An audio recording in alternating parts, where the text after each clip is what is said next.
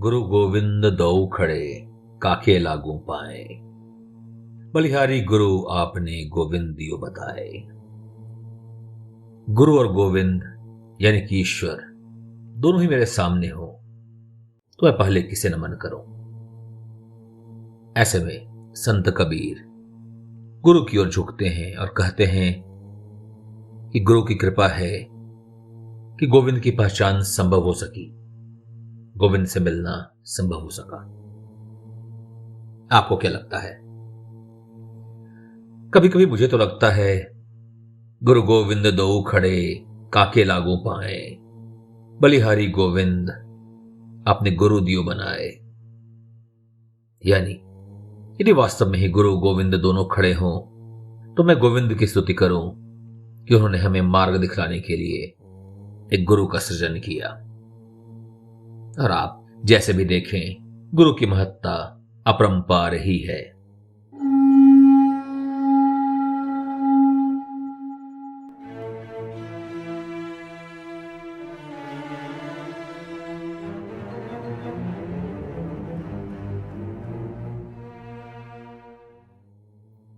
नमस्कार।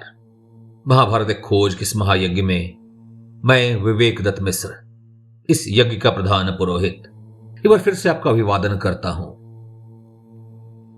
आज का अध्याय एक बेहद दिलचस्प मोड़ पर आ पहुंचा है, एक आश्रम के द्वार पर।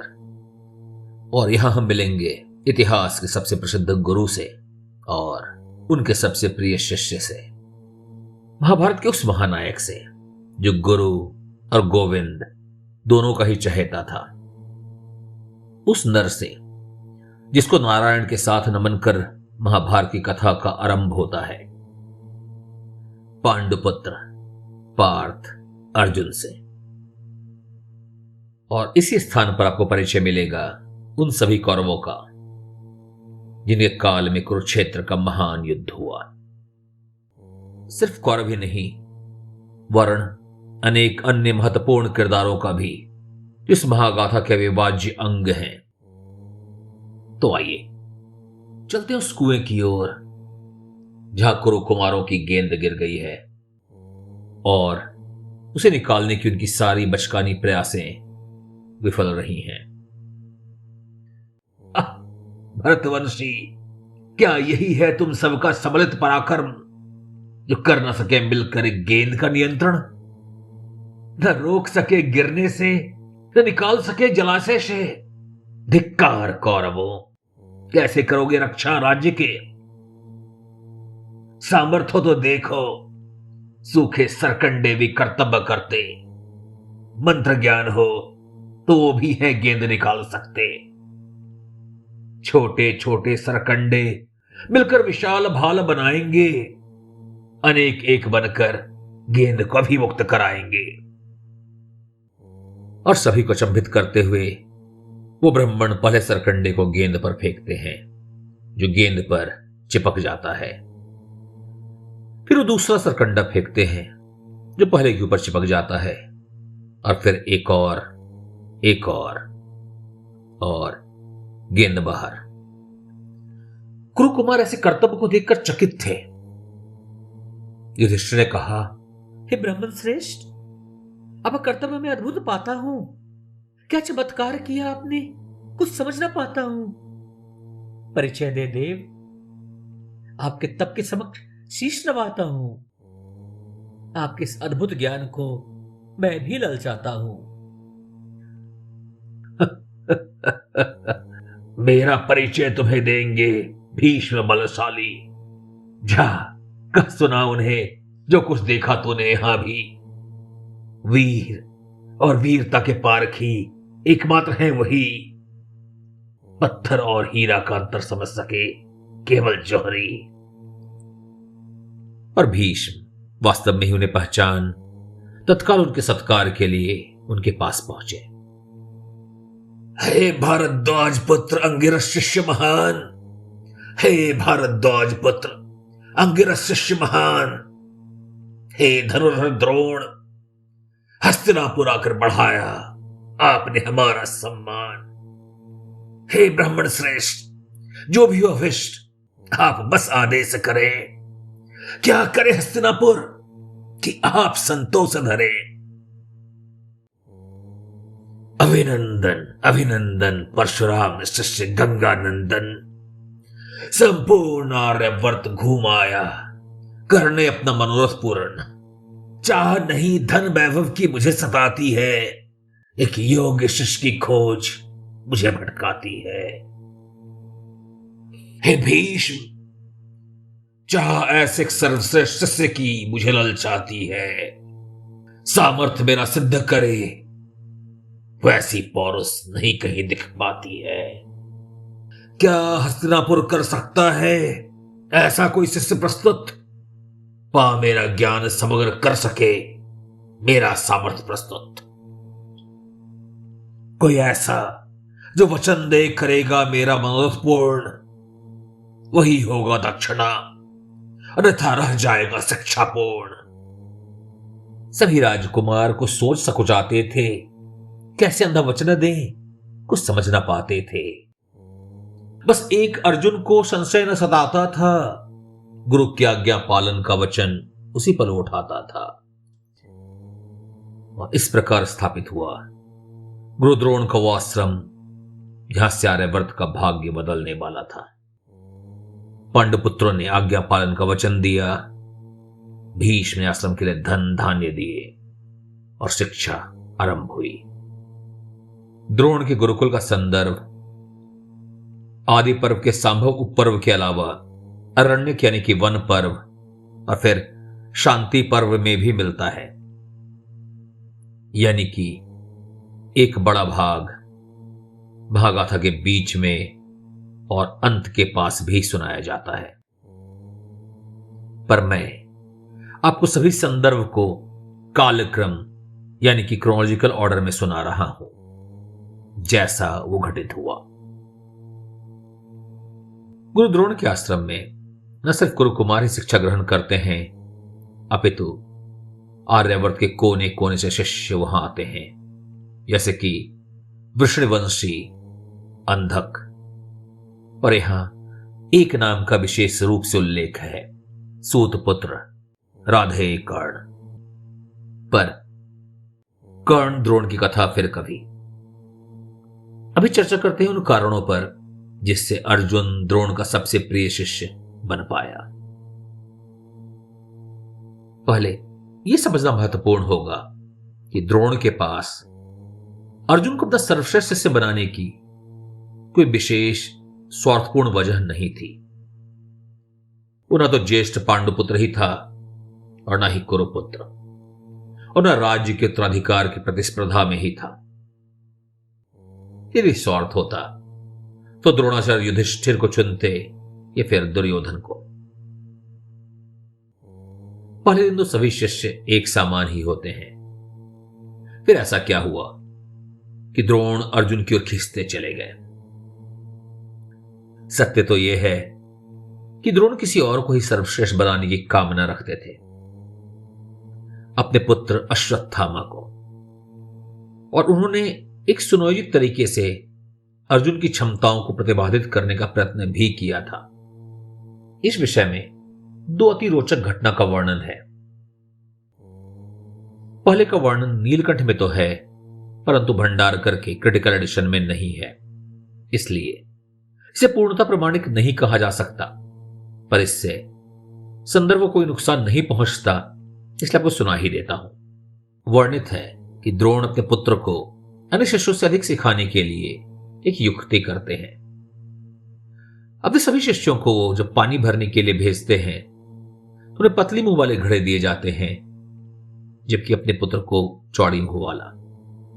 इस प्रकार अश्वत्थामा अपने कार्य को शीघ्र समाप्त कर पाता है और उसे थोड़ा अधिक समय मिल जाता है कुछ विशेष सीखने के लिए। पर अर्जुन गुरु की युक्ति को समझ जाता है। फिर उसने क्या किया?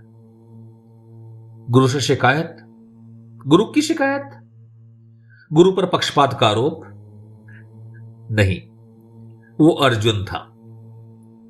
उसने अपने तीर के ज्ञान से अपने घड़े को शीघ्र भरने की कला सीख ली और अश्वत्थामा के साथ साथ ही गुरु तक पहुंचने लगा।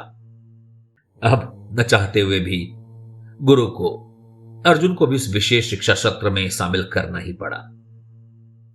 अगर इस कथा को भंडारकर में न होने के कारण नजरअंदाज कर भी दें तो 3 और प्रसंग निहित हैं। दूसरा, अर्जुन की बढ़ती हुई क्षमता को देखकर गुरु ने रसोइयों को आदेश दिया कि कभी भी अर्जुन को अंधेरे में भोजन न दें। क्यों? इसका उत्तर नियति ने दिया। एक रात्रि तेज आंधी ने दिए को बुझा दिया और अर्जुन अंधेरे में भी बिना रुके भोजन करता रहा। और तब उसे बोध हुआ कि यदि कोई काम बार बार की जाए तो प्रकाश का होना न होना मायने ही नहीं रखता। उसने अंधेरे में अभ्यास करना आरंभ कर दिया और फलस्वरूप अपने काल को एक अनोखा योद्धा बना जो प्रकाश और अंधकार में युद्ध कर सकता था और दोनों हाथों से एक समान युद्ध कर सकता था। और इसी कारण अर्जुन का एक नाम सव्यसाची भी है। अब चलते हैं तीसरे और सबसे प्रसिद्ध कथा की ओर। मेरा पूर्ण विश्वास है कि आप सभी ने इस कथा को सुन ही रखा होगा। गुरु द्रोण ने अपने शिष्यों की परीक्षा के लिए वृक्ष पर कृत्रिम पक्षी को रखवाया और फिर एक एक करके अपने सभी शिष्यों को उस पक्षी की आंख पर निशाना साधने को आमंत्रित किया। सबसे पहले युधिष्ठिर। निशाना लगाने से पहले एक साधारण से प्रश्न का उत्तर देना था। क्या दिखाई देता है? सभी राजकुमारों ने बड़े विस्तार से आसपास का विवरण दिया। बाग, पेड़, पत्तियां, पंछी। पर गुरु निराश थे। जो प्रश्न का उत्तर न दे पाएगा तो निशाना भला क्या साधेगा। अंत में बारी आई अर्जुन की और अर्जुन ने कहा, मुझे सिर्फ पक्षी की दाहिनी आंख नजर आ रही है। पेड़ नहीं, पत्ती नहीं, पक्षी भी नहीं, गुरु भी नहीं, सिर्फ पक्षी की दाहिनी आंख। एकाग्रता का चरम बिंदु, वो स्थान जहां पर एक ही पहुंच सका। पर अभी एक और भी कहानी शेष है। तब जब अर्जुन अपने गुरु के जीवन का रक्षण किया एक मगर से। गुरु सरोवर में स्नान करने गए थे जब एक मगर ने आक्रमण कर दिया और उनके पांव को अपने जबड़े में ले लिया। गुरु ने शिष्यों को सहायता के लिए गुहार लगाया। सभी शिष्य स्तब्ध थे। क्या करें, किसी को समझ में नहीं आ रहा था। हर पल गुरु पर संकट गहराता जा रहा था। तभी अर्जुन वहां आता है और इससे पहले कोई कुछ समझ सके मगर अर्जुन के वाणों का ग्रास बन जाता है। अर्जुन के अद्भुत कौशल को देख मन से प्रसन्न गुरु ने अर्जुन को ब्रह्मशीर अस्त्र का ज्ञान दिया। ब्रह्मशीर अस्त्र उस काल में मानवों और देवों द्वारा जाने जाने वाला सबसे शक्तिशाली दिव्यास्त्र था। उससे शक्तिशाली सिर्फ एक ही अस्त्र था, महादेव का पशुपतास्त्र। पर अभी तक किसी भी मनुष्य या देवताओं को उसका ज्ञान नहीं था और इस पर चर्चा हम फिर कभी करेंगे। गुरु ने अर्जुन को ब्रह्मशीर अस्त्र देते हुए कहा, हे अर्जुन, तुम इसका उपयोग किसी मनुष्य के विरुद्ध कभी ना करना। अगर इसका किसी कमजोर शत्रु पर प्रयोग हुआ तो संपूर्ण संसार नष्ट हो जाएगा, संपूर्ण संसार जल उठेगा। ध्यान दें, दिव्यास्त्र की महत्ता पर चर्चा हमने अपने अध्याय 7 दिव्यास्त्र कितने दिव्य कितने अस्त्र में पहले ही की है। इस अस्त्र को पाने के बाद और अथक प्रयास के कारण अर्जुन अपने काल का केला अतिरथी कहा जाता है। गुरुकुल काल से ही भीमसेन और दुर्योधन को गदा युद्ध का विशेष अभ्यास था। नकुल सहदेव खड़ग युद्ध में प्रवीण हुए और युधिष्ठिर रथ युद्ध के संचालन में। पर अर्जुन उस सभी विद्याओं में सर्वश्रेष्ठ सिद्ध हुआ। पर अर्जुन का सर्वश्रेष्ठ गुण था गुरु के प्रति भक्ति और नवीन कलाओं को सीखने की आसक्ति। द्रोण गुरुकुल अर्जुन का आखिरी नहीं, प्रथम गुरुकुल था। अर्जुन ने कभी भी सीखना नहीं छोड़ा। आगे चलकर वो देवराज इंद्र, चित्रसेन और देवाधिदेव महादेव को भी अपना गुरु बनाएंगे। और सबसे महत्वपूर्ण, अर्जुन ने न सिर्फ नवीन शिक्षा को ग्रहण किया बल्कि स्वयं गुरु बनकर अनेकों में बांटा भी। इस काल के किसी भी अन्य युद्ध के बारे ऐसा नहीं कहा जा सकता। पर द्रोण गुरुकुल की एक कथा दो और शिष्यों के परिचय और विश्लेषण के बिना अधूरी है। उन पर चर्चा करेंगे हम अपने अगले अध्याय में। कौन है वो दो शिष्य और क्या है उनकी कथाएं? अगर आप जानते हैं तो अपने जवाब हम तक पहुंचाएं।